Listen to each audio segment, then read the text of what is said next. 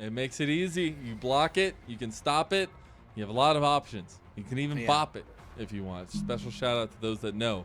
I don't know. You're from UK, so you probably. JDG side of things. Shun had wrapped around, didn't complete his path, and now has come down bot side. Has level 3, flag and drag in, trying to put down 1xN early in this one and often, and that'll be first blood to Shun yet again.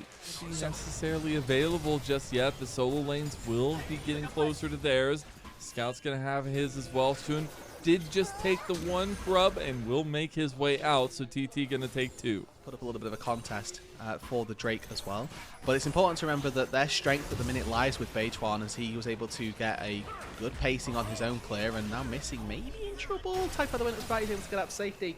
But the leader in this game in particular is going to be quite high. Oh, the play mid lane. Concussive blows connects, but the plans immediately used. The trap. Missing is going to go down. The double combo there, CCing him down. It will tie up the kills 1-1. Yeah, and they didn't even need to burn Bejuan's flash to get that either, so double summoner spells from missing, including Ala now in a bit of trouble. Oh, never mind. Gets the play, Ala! Another solo bolo, and that time over Satab. Lyandry, so he's definitely stronger now. However, he needed to spend a little bit of time to go and do that. He either had to fight on weak items and try to contest this Drake, or he can look and do things a little bit more aggressively now that he's got that Lyandry's fully finished up. And I expect it to be a bit of a worst item status, literally at all. Now TP in from Ala, he's trying to get into this top side, and they're trying to stop this fight.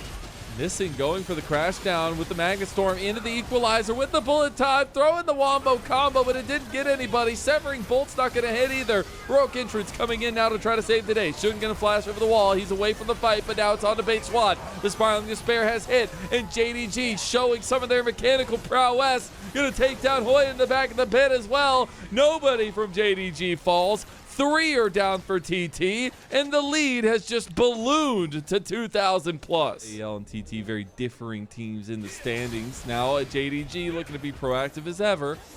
Had an angle on the Feather and Bejuan, but not going to follow through with it any further. But look at JDG. I mean, they are just exerting their aura onto the Rift. I think about the wins as well is that it's more important that JDG find Bejuan.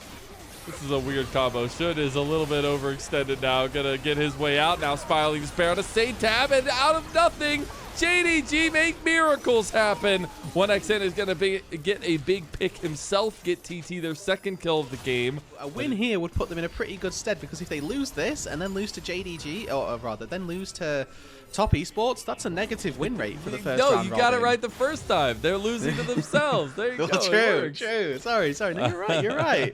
But going into the end of the first round robin, 4-5. Entirety of this roster, besides missing, it's been a big change, but something they've been coming akin to here, as they're going to take down Satab in the side lane.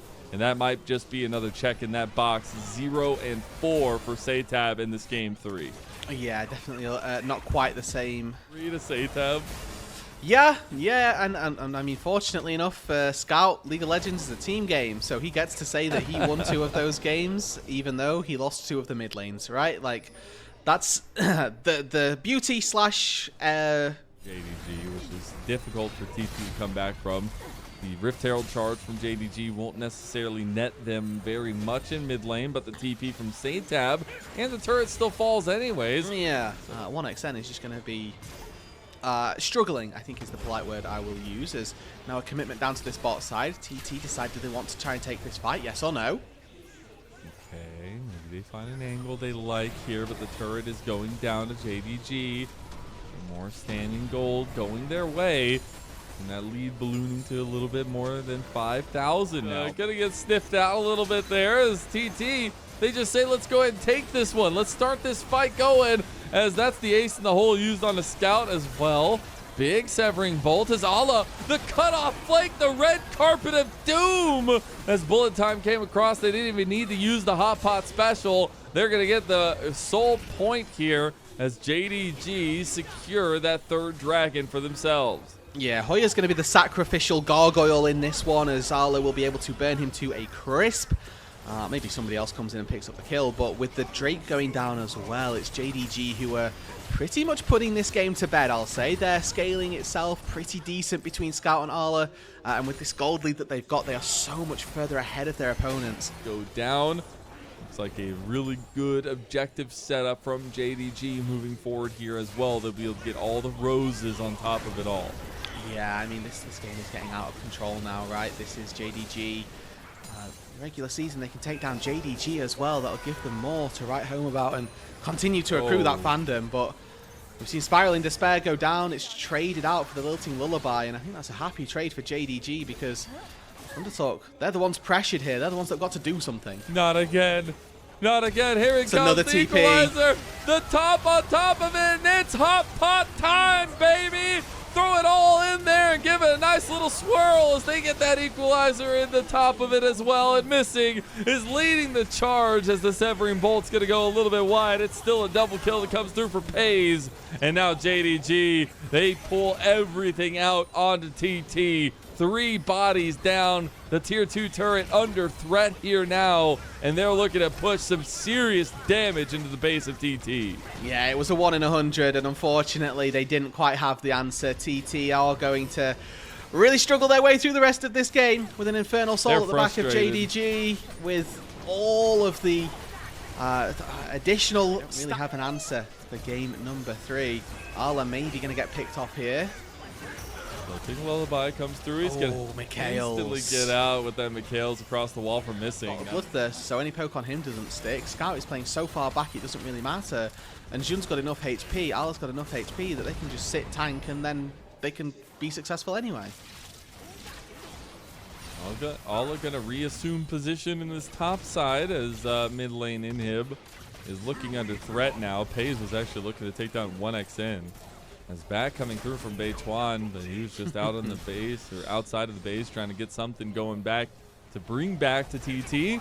It looks like JDG want to try to take down this outer turret, or at least this Inhib turret in top side. Trying to poke in a little bit. Oh, loses half his health. This is how you know it's going well, when you can just walk in and ego check under the turrets. That's all you need to know. Equalizer on top, but the bullet time didn't even need the Cataclysm. Severing Bolt not going to connect, but it still doesn't matter. The follow-through damage is there. JDG, that game 2 was just a blip on the radar. 2 dominant games here coming through with their 2-1 victory over TT to put themselves at 5-3.